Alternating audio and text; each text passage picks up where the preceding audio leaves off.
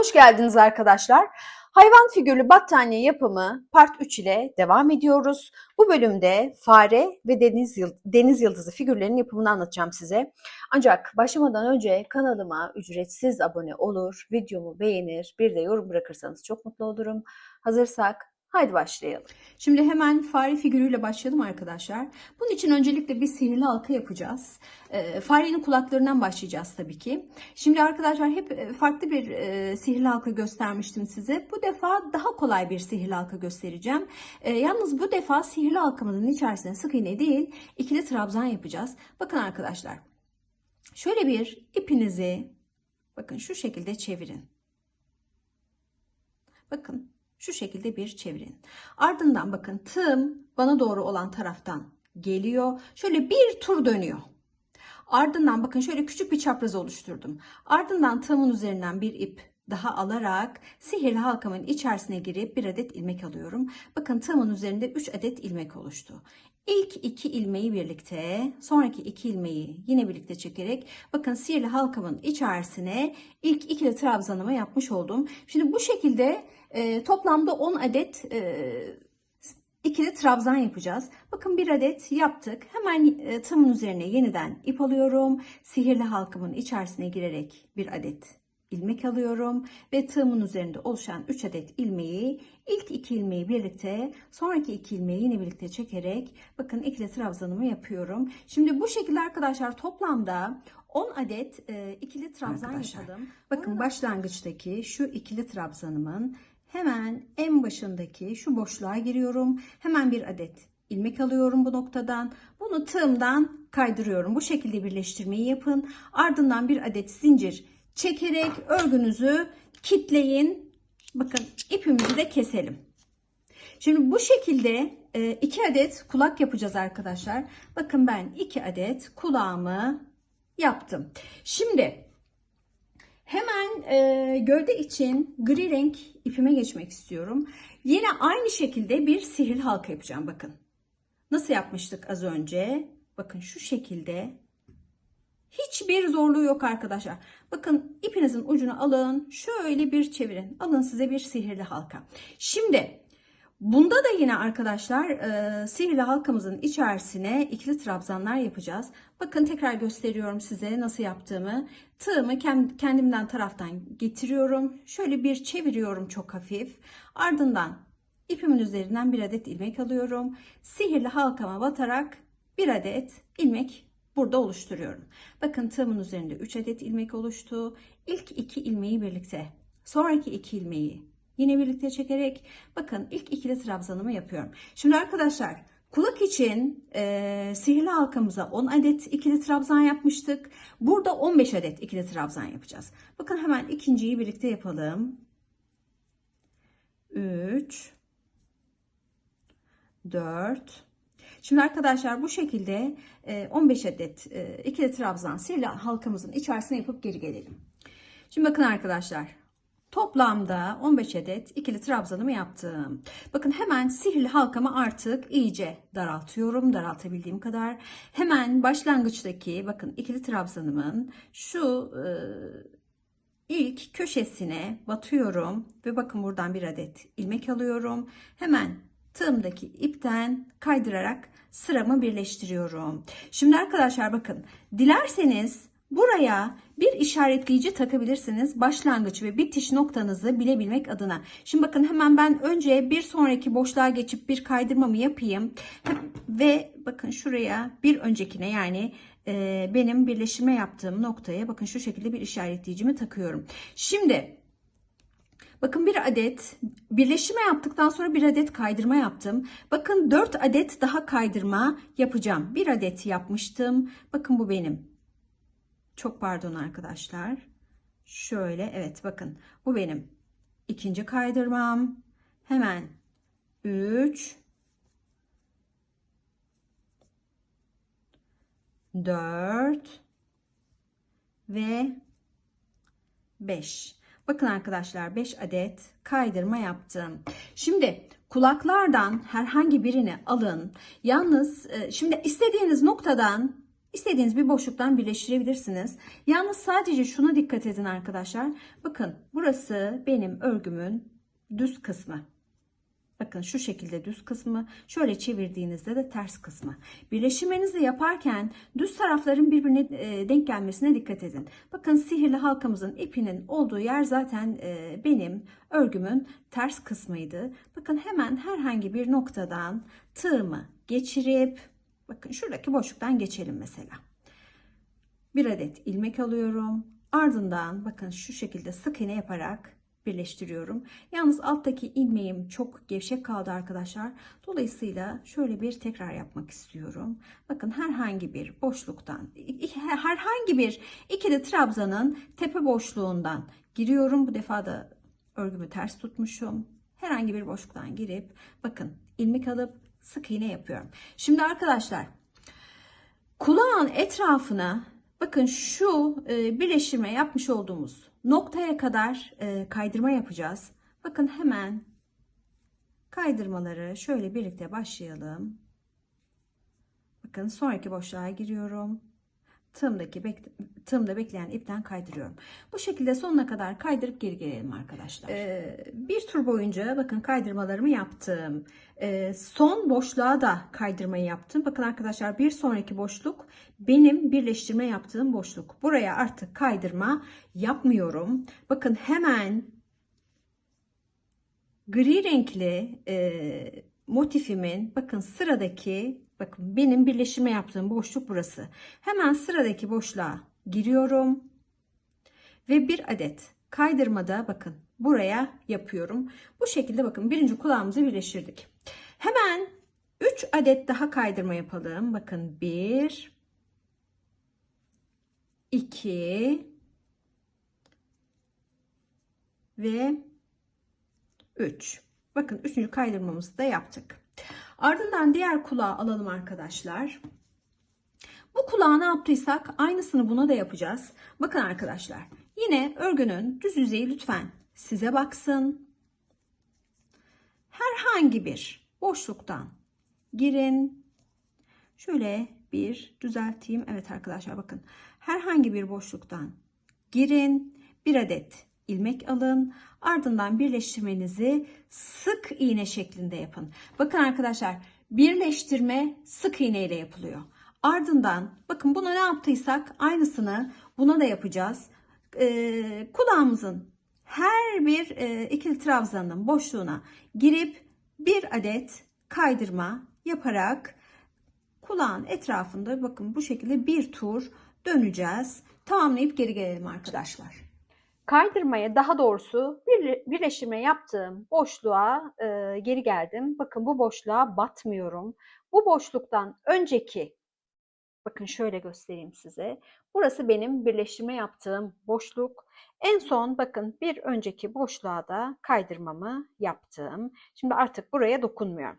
Ne yapıyorduk arkadaşlar? Bakın birleştirme yaptığım boşluk şurası. Hemen bir sonraki boşluğa girip bir adet ilmek alıp sık kaydırmayla birleştireceğim arkadaşlar bunu. Bakın hemen bir sonraki, şöyle arkadaşlar net görebileyim. Evet bakın. Şu boşluğa giriyorum. Bakın bir adet kaydırmamı yaparak kulağın tamamını birleştirmiş oluyorum. Şimdi arkadaşlar bakın başlangıç ve bitiş işaretleyicimin olduğu noktaya kadar kaydırmalarımızı yapmaya devam edeceğiz. Bakın birlikte devam edelim. Hemen bitirmek üzereyiz arkadaşlar. Bakın başlangıç ve bitiş noktamıza geldik. Hemen işaretleyicimi çıkarıyorum. Şimdi bakın arkadaşlar, bu boşluğa önce giriyorum. Bakın hemen şöyle yakından göstereyim ki size net görebilirsiniz. Bakın hemen bu boşluğa girdim. Bir adet ilmek aldım. Yalnız ne yapıyorum arkadaşlar? 2 defa da çekiyorum. İlk ilmeği bir çekiyorum. Ardından geri kalan 2 ilmeği yeniden birlikte çekiyorum. Şimdi tığımın üzerine yeniden ip alıyorum. Aynı boşluğa yeniden giriyorum. İlmek alıyorum. Bakın tığımın üzerinde 3 adet ilmek oluştu. Bu defa ikili trabzan yapıyorum arkadaşlar. Bakın bu şekilde faremizin burnunu oluşturduk. Hemen bir adet yine zincir çekerek ipinizi kesin arkadaşlar. Bakın faremizin başı hazır. Burası farenin burnu, bunlar da kulakları. Şimdi hemen gövdeye geçelim arkadaşlar. Bakın ben yine renk değişikliği yapıyorum. Bunun için mor renk bir ipe geçtim. Bakın şu şekilde öncelikle bir ilmek oluşturun. Ardından bakın kulakların ister bu tarafından başlayın, ister bu tarafından başlayın arkadaşlar. Mantık değişmeyecek. Bakın burada bizim kaydırma yapmış olduğumuz noktalar var. Bakın 1, 2, şöyle net göstereyim size. Bakın 1, 2, 3. Üçüncü kaydırmanın bakın içinden geçtim. O noktadan geçiyorum. Tığımı geçiriyorum. Hemen ilmeğimi bakın buradan çıkarıyorum. Ardından arkadaşlar bakın 2 adet zincir çekerek yukarıya çıktım. Şimdi burada arkadaşlar artık faremizin gövdesini oluşturacağız. Ve bu gövdeyi arkadaşlar tekli trabzanlar yaparak oluşturacağız. Şimdi bu çekmiş olduğum 2 adet zinciri ben bir adet tekli trabzan olarak kabul ediyorum. Bakın hemen tığımın üzerine ip aldım ve aynı boşluğa yeniden batıyorum. Bakın ilmeğimi aldım ve hemen tek seferde çekerek bakın bir adet tekli trabzan yapıyorum. Hemen bir sonraki boşluğa geçiyorum arkadaşlar. Bakın tığımın üzerine ip aldım. Hemen bir sonraki boşluğa geçerek bakın. Bu arada arkadaşlar kısa olan ipimi de ipimin içerisinde gizleyerek, yürüterek gizlemiş oluyorum. Bakın hemen bir sonraki boşluğa geçip tekli trabzanımı yaptım. Ardından aynı boşluğa yeniden bir adet tekli trabzan yapıyorum. Toplamda bakın 4 adet tekli trabzan yapmış oldum. Şimdi arkadaşlar her sırada tekli trabzan sayımız 2'şer adet artacak. Bakın şimdi 2 adet zincirle yukarı çıktım. Örgümü çeviriyorum. Bakın örgümü ters çevirdim. Şimdi zincirimin bakın hemen altında yer alan boşluğa da batmak suretiyle tekli trabzanımı yapacağım. Bu zincirde bu arada arkadaşlar bir adet tekli trabzan olarak kabul ediyorum. Bakın şöyle evet bakın dolayısıyla zincirle birlikte 2 adet tekli trabzan yapmış oldum. Yine tığımın üzerine ip alıyorum arkadaşlar. Bir sonraki boşluğa geçiyorum. Bakın 3. tekli trabzan. Hemen bir sonraki boşluğa geçiyorum. 4. tekli trabzan ve hemen bir sonrakine arkadaşlar 2 adet tekli trabzan yapacağım. Bakın bu 1 yani 5. tekli trabzanım oldu. Aynı boşluğa yeniden girip evet bakın aynı boşluğa yeniden girip 6. tekli trabzanımı yapmış oldum. Bakın yine 2 adet zincirle ipim. Ben bunu koton iplerle çok yaşıyorum arkadaşlar. Bakın hemen 2 adet zincirle yukarı çıktım. Örgümü çevirdim. Tığımın üzerine ip aldım. Bu 2 adet zinciri yine tekli trabzan olarak kabul edeceğim. Bakın ikinci tekli trabzanım. Şöyle evet biraz. 3. Hemen bir sonraki boşluğa geçelim birlikte arkadaşlar. 4. tekli trabzanımız. Bir sonraki boşluğa geçelim. 5. Hemen bir sonraki boşluğa geçelim arkadaşlar. 6 ve sonuncu boşluğa 2 adet tekli trabzan yapacağız. 7 ve bu da benim 8. tekli trabzanım. Böyle ipimi düzelteyim. Evet 8. tekli trabzanım. Hemen yine 2 adet zincirle yukarı çıkıyorum ve yine dediğim gibi bunu bir adet tekli trabzan olarak kabul edeceğim. Örgümüzü çeviriyoruz. Tığımızın üzerine ip aldık. Bakın zincirimizin boşluğuna da batıyoruz. Bakın bu ikinci tekli trabzanım. Çünkü başlangıçtaki zinciri tekli trabzan kabul etmiştim. Hemen bakın bir sonrakine batıyorum. Bu 3. Tekrar ipim bunu arkadaşlar. İpim takılıyor çünkü. Bakın şu 3. tekli trabzan. Tığımın üzerine ip aldım. 4. 5. Bir miktar ipimi şöyle rahatlatırsam, evet. 6, 7, 8 ve sonuncu tekli trabzana 2 adet batmak suretiyle tekli trabzanımı yapacağım. Şu 8.'yi bir tekrarlamam gerekiyor arkadaşlar. 8 ve sonuncuya batıyoruz. Bakın 9 ve aynı boşluğa yeniden batarak 10. tekli trabzanımızı yapıyoruz. Şimdi arkadaşlar bir sıra yine 2 zincirle üste çıkıyoruz. Bu defa hiçbir arttırma, eksiltme yapmadan her sıraya bir adet tekli trabzan yapacağız. Bakın tığımızın üzerine ip aldık.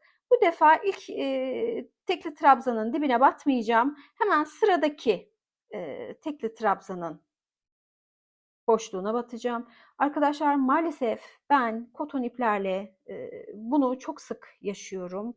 Herhalde aldığımız markaya çok dikkat etmemiz gerekecek. Muhtemelen bu markayı bir daha almayacağım. Çünkü çok fazla ipim takılıyor. Bakın hemen sıramızı tamamlayalım. Bilmiyorum siz bu sorunu yaşıyor musunuz? Bakın hemen sonuncu tekli trabzana da tepe boşluğuna battım. Hemen bir adet zincir çektim ve ipimi kestim. Evet arkadaşlar bakın faremizin gövdesi de bu şekilde. Kuyrukla devam edelim arkadaşlar. Bakın bunun için 15 adet zincir çekeceğiz.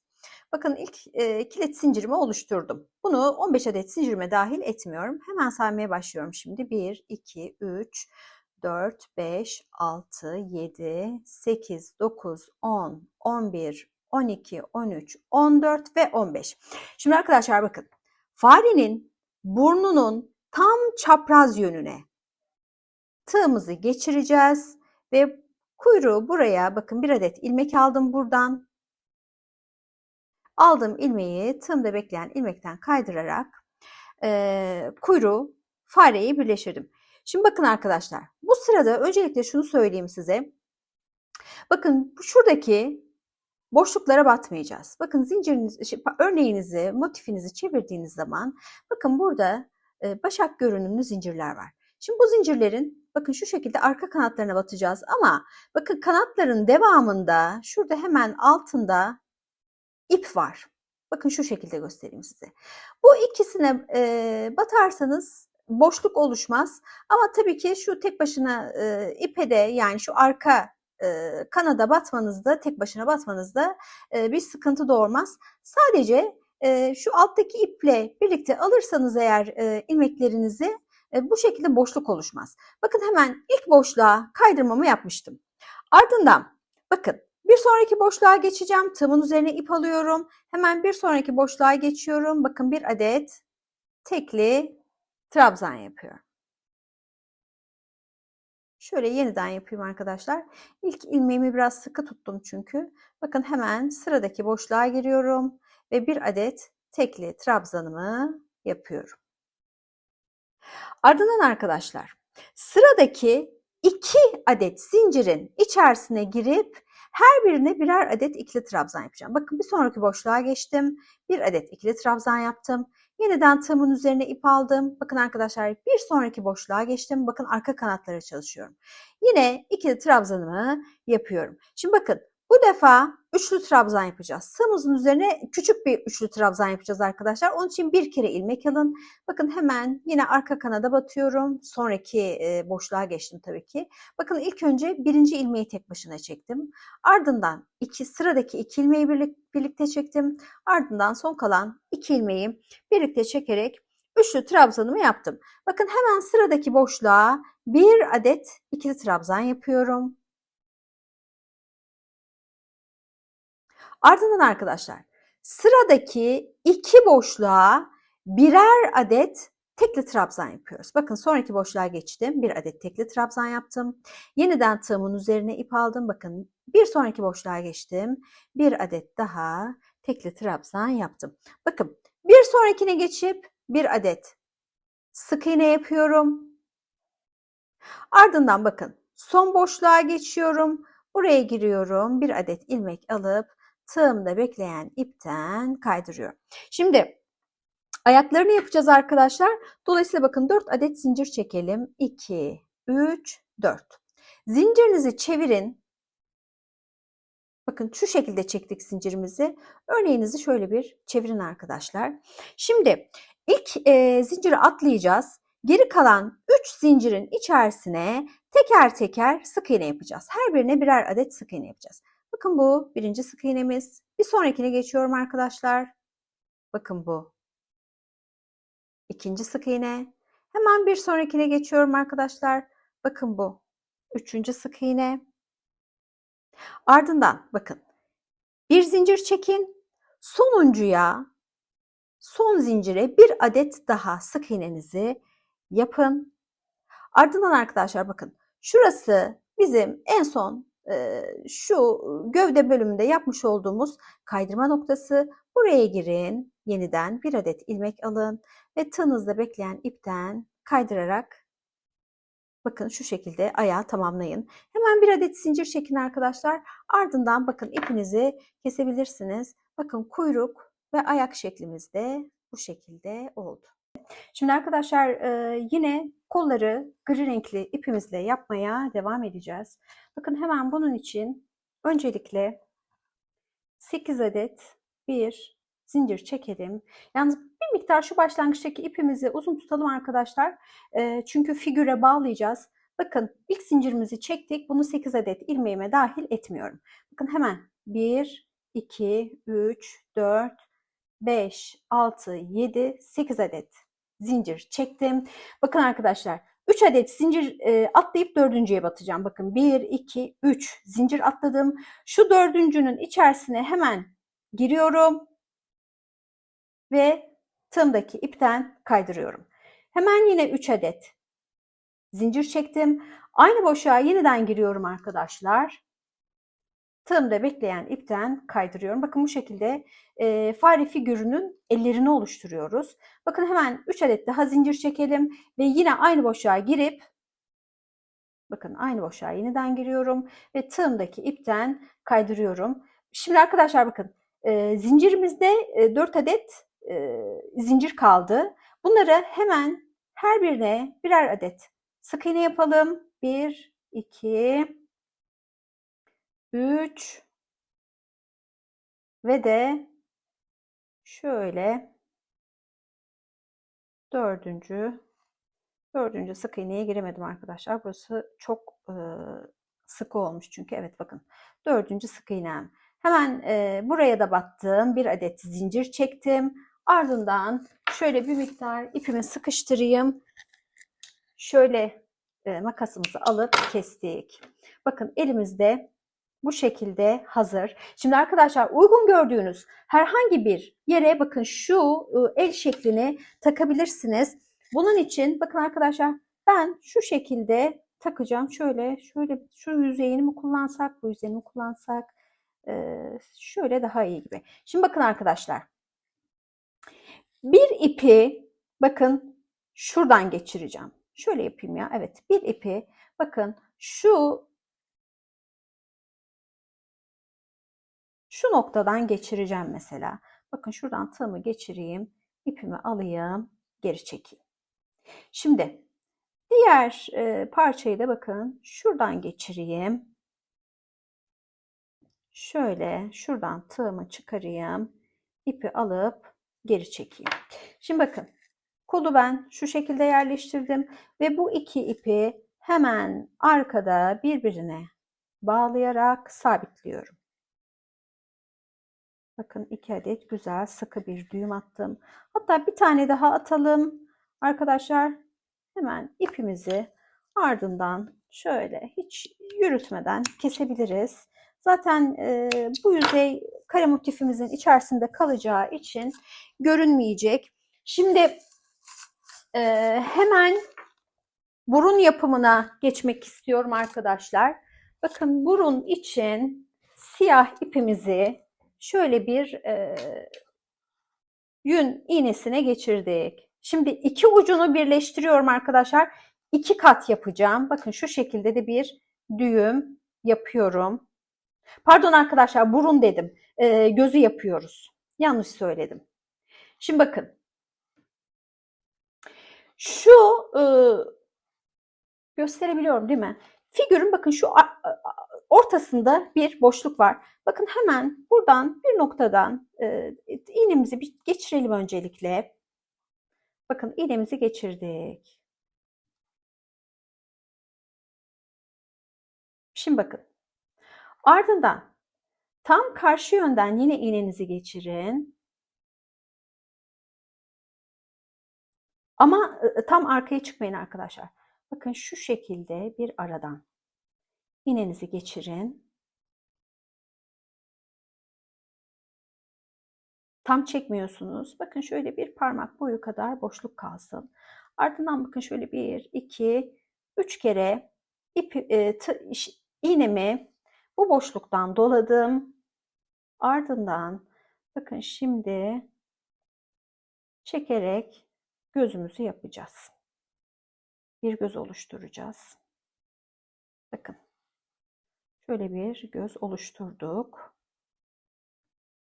Evet. Bakın ardından şöyle bir noktadan tekrar iğnenizi arka tarafa geçirin. Bu şekilde gözü tamamlayabilirsiniz. Bakın bu da gözümüz. Hemen şöyle bir düğüm atarak ipimizi kesebiliriz. Evet. Gözümüz de hazır. Şimdi hemen yeniden siyah yumağımızı alalım ve burnumuzu yapalım arkadaşlar.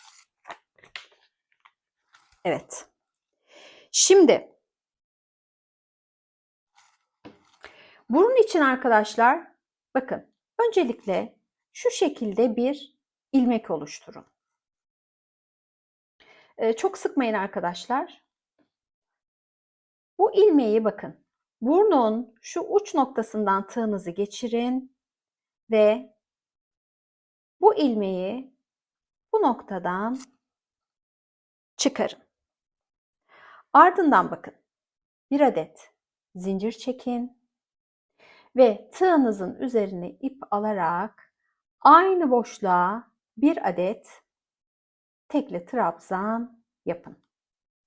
Tekli trabzanı yaptıktan sonra bir adet zincirinizi çekin, ipinizi bir miktar uzatın ve kesin. Bakın burun da bu şekilde hazır. Yalnız bunu bu şekilde bırakmayacağız tabii ki. Şimdi bunu şöyle bir noktadan geri alarak burnu hafif böyle yuvarlayacağız. Alamadık. Evet, şuradan bir geçelim bakalım. Evet.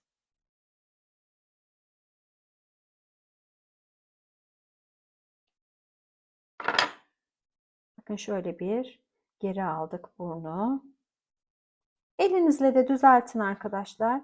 Bakın şu ipi de hatta şöyle fazla mı kısa kesmişiz. Bunu da bir gizleyeceğiz. Şimdi bakın arkadaşlar hatta şöyle burayı yine bağlarken bu ipi de içinde tutabiliriz. Bakın nasıl kolları bağladık. Burayı da yine aynı şekilde bir çift düğüm yapın arkadaşlar. Bakın 1, 2 adet düğümümüzü attık. Şimdi bu ipleri hatta aynen kollar gibi bir düğüm daha böyle güzel sıkıca atalım. Ondan sonra bunları kesebiliriz. Artık sökülmezler çünkü. Evet. Tabii burnu istediğiniz gibi düzeltebilirsiniz. Bakın arkadaşlar fare figürümüz bu şekilde tamamlanmış oldu.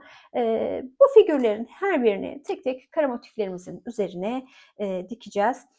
Şimdi arkadaşlar hemen bir sonraki figürümüze geçelim. Şimdi yıldız figürü için arkadaşlar öncelikle sihirli halkayla başlayalım. Sihirli halkayı bilmeyenler ve hatırlamayanlar için arkadaşlar şöyle bir göstermek istiyorum. Bakın arkadaşlar işaret ve orta parmağımın ucuna şu şekilde ipimin uç noktasını koyuyorum. Ardından bu ipi bakın baş parmağımla sıkıştırıyorum. Ardından ipimi bakın şu şekilde iki parmağımın etrafında dolayıp yüzük parmağımla sıkıştırıyorum. Tığımı getiriyorum arkadaşlar bakın. Öndeki ipin altından geçiriyorum. Devam ediyorum. Bakın öndeki ipin ucuna tığımın ucunu takıyorum. Şöyle bir tur çeviriyorum. Hemen şuradan bir adet bakın şu şekilde zincir çekerek sihirli halkamı oluşturuyorum. Şimdi arkadaşlar sihirli halkamızın içerisine toplamda 10 adet sık iğne yapacağız. Sık iğneyi de hemen bir göstereyim arkadaşlar size. Bakın tığımın üzerine herhangi bir ilmek almıyorum. Halkamın içerisine girip bir adet ilmek alıp tığımdaki 2 ilmeği tek seferde çekiyorum. Yeniden göstereyim arkadaşlar. Bakın halkanın içerisine giriyorum. Bir adet ilmek alıyorum ve bu ilmeği bakın bir miktar uzatıyorum. Ardından 2 ilmeği tek seferde çekiyorum. Şimdi 2 adet sık iğne yaptık arkadaşlar. Hemen bunu 10'a tamamlayalım birlikte. Bakın 4, 5. Şöyle halkamızı da bir miktar sıkıştıralım arkadaşlar. Küçültelim. 1, 2, 3, 4, 5. Evet. 6 diyordum ama pardon. 6, 7, 8, 9 ve 10. Şimdi bakın 10 adet sık iğnemizi yaptık. Hemen sihirli halkanızı bakın şu kısa ipi çekerek daraltın. Ardından bakın arkadaşlar hemen şu başlangıçtaki zincirin şu köşesine batın. Başlangıçta bir adet zincirimiz vardı bizim hatırlarsanız. Hemen bunun köşesine batın, bir adet ilmek alın ve tığınızda bekleyen ipten kaydırarak birleştirmenizi yapın. Şimdi bir adet zincirle bir üst sıraya çıkıyoruz arkadaşlar. Şimdi bakın birinci sırada birinci sırada halkamızın içerisine toplamda 10 adet sık iğne yapmıştık. Şimdi her bir sık iğnenin tepe noktasına ikişer tane sık iğne yapmak suretiyle bu sıradaki sık iğne sayımızı 20'ye çıkaracağız. Bakın hemen birlikte başlayalım. İlk sık iğnemizin bakın şu şekilde tepe boşluğuna batıyorum. Sık iğnemi yapıyorum. Hemen aynı boşluğa yeniden batıyorum ve ikinci sık iğnemi yapıyorum. Ardından bir sonraki boşluğa geçiyorum arkadaşlar.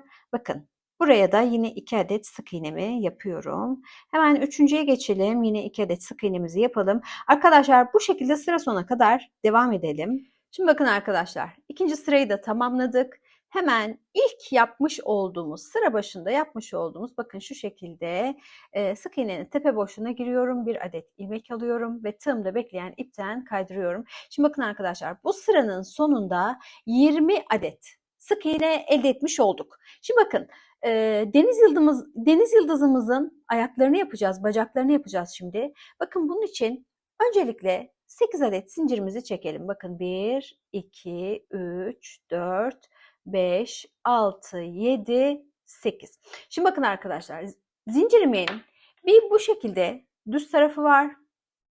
Bakın bir de tersini çevirdiğiniz zaman şu şekilde tek başına duran ipler var. Şöyle göstereyim size. Bakın zaten önde hemen kendini şöyle tutayım da yapamadım arkadaşlar. Bakın tek başına şurada kendini belli eden ipler böyle kabartı halde duruyor. Şimdi bakın arkadaşlar zincirin içerisine batmanızda bir sakınca yok. Ama bu kabartılı bölgelere batıp bu şekilde sık iğnelerinizi ya da trabzanlarınızı yaparsanız boşluk oluşmaz arkadaşlar zincirin içerisinde. Dolayısıyla bakın ben zincirin ters tarafına batacağım. Şimdi bakın ilk zinciri atlıyorum. İkinci zincirin bakın şu şekilde tersini çeviriyorum. İkinci zincirin içerisine batıp bir adet sık iğne yapıyorum. Bakın hemen bir adet şöyle elimi biraz geri çekeyim sık iğnemi yaptım. Şimdi sıradaki 2 zincirin içerisine birer adet tekli trabzan yapacağım. Bakın tığımın üzerine bir adet ilmek aldım. Sıradaki zincirin içerisine girip bir adet tekli trabzan yapıyorum.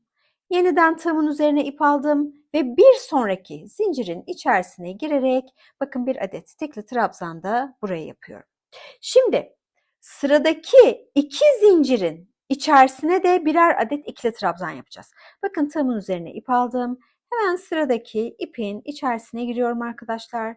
Bakın bir adet tekli trabzan yapıyorum. İlk 2 ilmeği birlikte çektim. Sonraki 2 ilmeği birlikte çektim.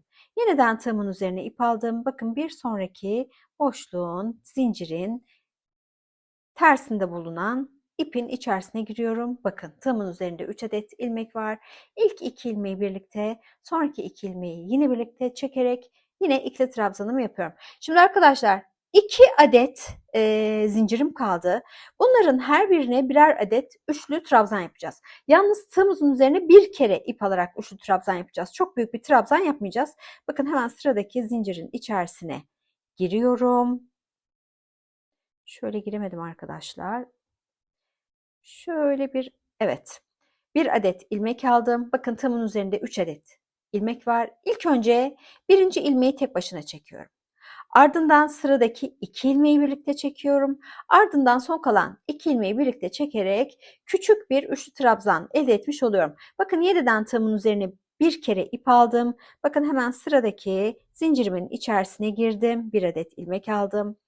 İlk önce birinci ilmeği tek başına çekiyorum. Ardından sıradaki 2 ilmeği birlikte çekiyorum. Ve ardından son kalan 2 ilmeği yine birlikte çekerek bakın küçük bir üçlü trabzanımı yapıyorum. Şimdi bakın arkadaşlar benim kaydırma yaptığım boşluk burasıydı. Bu boşluktan sonraki 3 boşluğu sayıp 4. boşluğun içerisine batıp bir adet kaydırma yapacağız. Bakın 1, 2, şöyle bir düzelteyim arkadaşlar. Bakın 1, 2, 3 atladım. Dördüncünün içerisine batıyorum. Bir adet ilmek alıyorum ve tığımda bekleyen ipten kaydırıyorum. Bakın bu şekilde deniz yıldızının birinci bacağını yaptık. Hemen arkadaşlar bakın yeniden 8 zincir çekiyorsunuz. 3, 4, 5, 6, 7, 8. Şimdi deniz yıldızının bu bacağında ne yaptıysak burada da aynısını yapıyoruz arkadaşlar.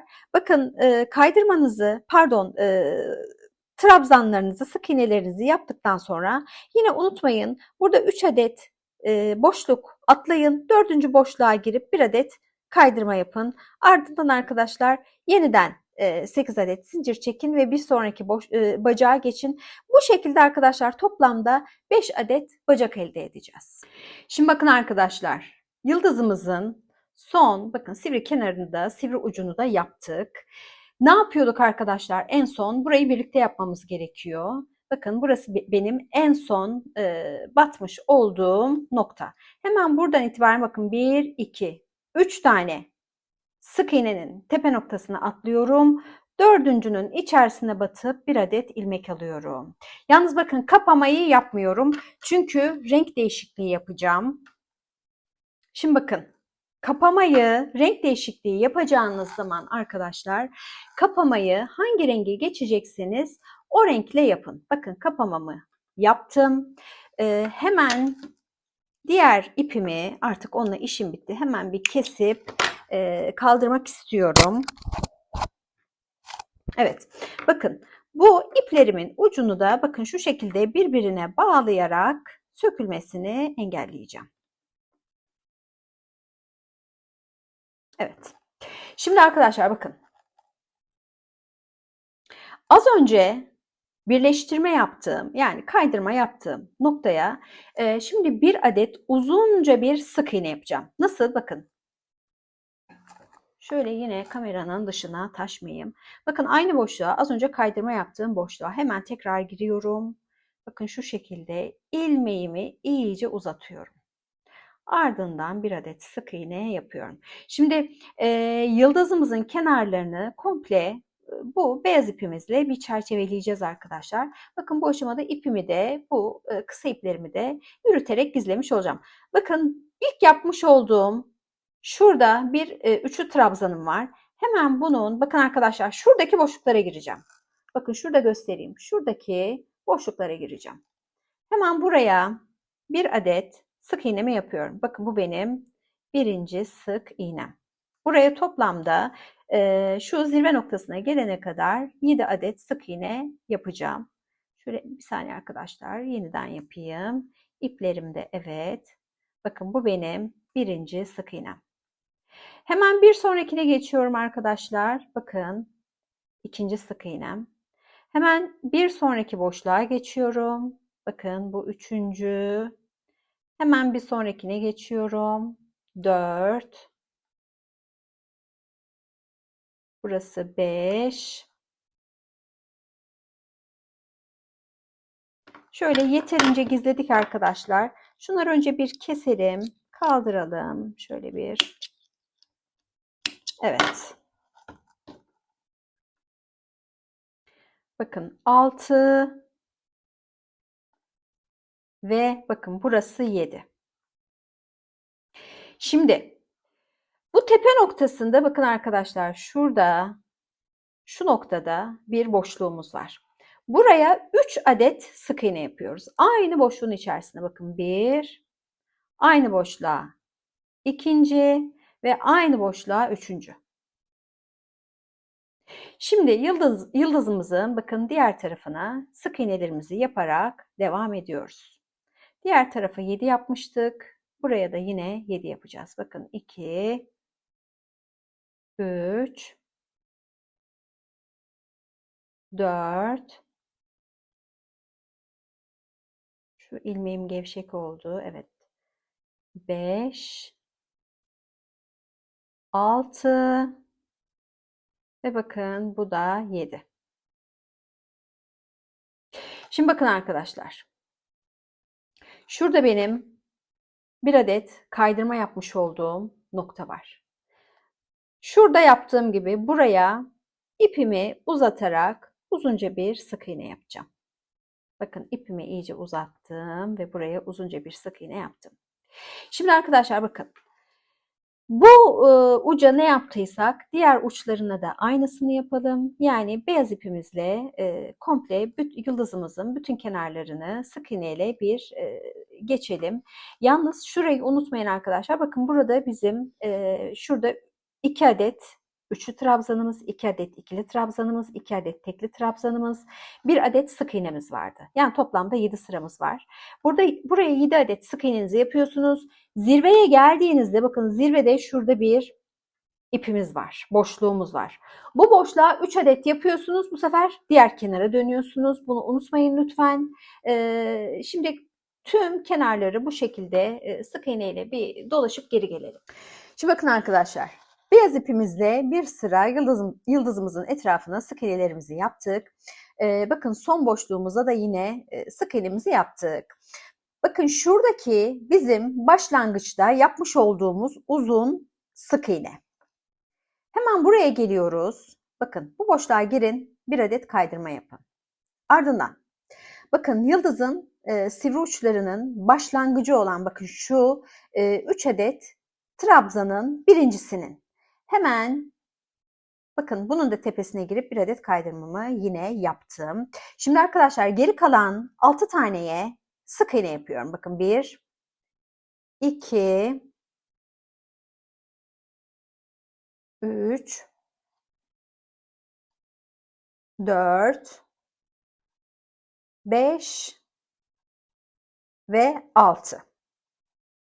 Şimdi arkadaşlar bakın geldiğim nokta tepeye 3 adet aynı boşluğa 3 adet sık iğne yapmış olduğum nokta.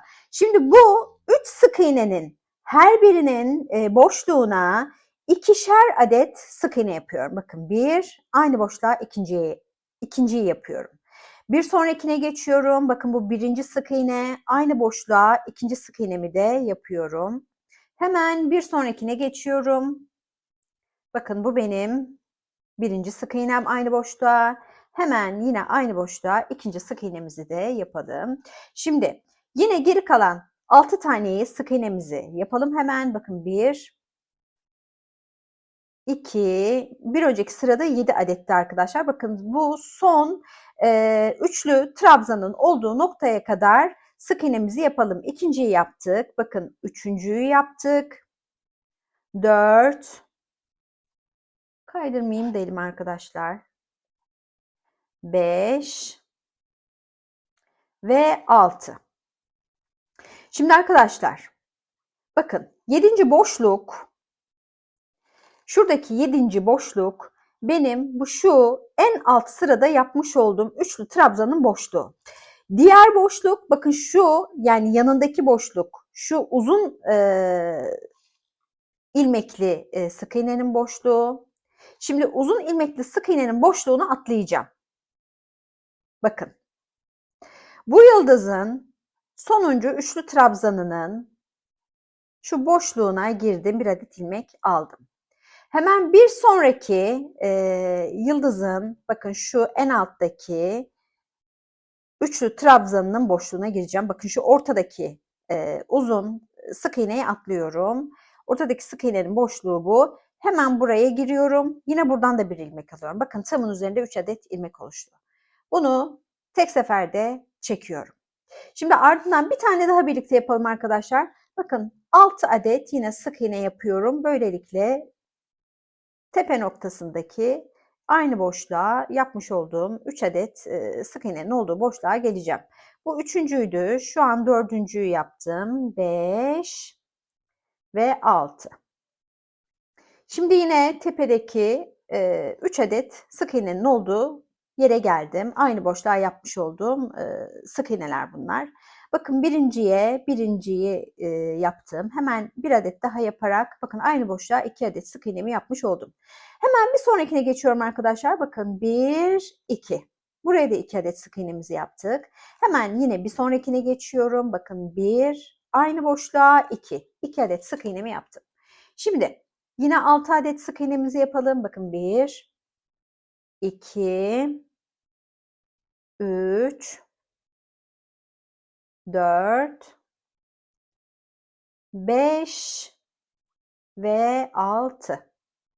Şimdi ne dedik arkadaşlar? Burada ne yapmıştık? Bakın şu ortadaki uzun sık iğnenin boşluğunu atlıyoruz. Yıldızlarımızın en altında bulunan bakın boşluğa girdim. Bir adet ilmek aldım. Ortadaki sık iğneyi, uzun olan sık iğneyi atladım ve diğer sık iğnenin şuradaki 7 adet 7. trabzanını oluşturan bakın şu üçlü trabzanının hemen boşluğuna girdim. Bakın 3 adet ilmek oluştu. Tek seferde çekerek bu 3 ilmeği topladım. Şimdi arkadaşlar yıldızımızın tamamına bu işlemi yapalım. Artık yıldızımızı bitireceğiz. Şimdi son kenarı birlikte tamamlayalım arkadaşlar. Bakın yıldızımızın şu aynı boşluğa batmış olduğum 3 adet sık iğnesinin üzerindeki boşluklara ikişer adet sık iğnelerimi yaptım. Bakın hemen 6 adet sık iğnemi yapıyorum. Sıradaki bakın 1, 2, 3, 4, 5 ve 6. Şimdi bakın yine en alttaki sık iğnelerime geldim. Hemen buraya giriyorum. Bir adet ilmek alıyorum. Karşı yıldızın bakın hemen bak şu ortadakini atlayıp karşı yıldızın hemen şu altındaki birinci sık iğnesine de giriyorum. Bakın 3 ilmeği şu şekilde tek seferde topluyorum. Ardından bakın bir adet zincirinizi çekin ve ipinizi kesin. Ardından bakın şu şekilde ipinizi bir sıkıştırın. Bakın arkadaşlar yıldızımız bu şekilde. Bir miktar ipimizi gizleyeceğiz. Uzun uzun ip gizlemeyi göstermeyeceğim size. Sadece şöyle bir şunu içeri alayım ki yıldızımın şöyle temiz bir halini görün. Evet arkadaşlar, yıldız şeklimiz de bu şekildeydi. Hemen bir sonraki figürümüze başlayalım.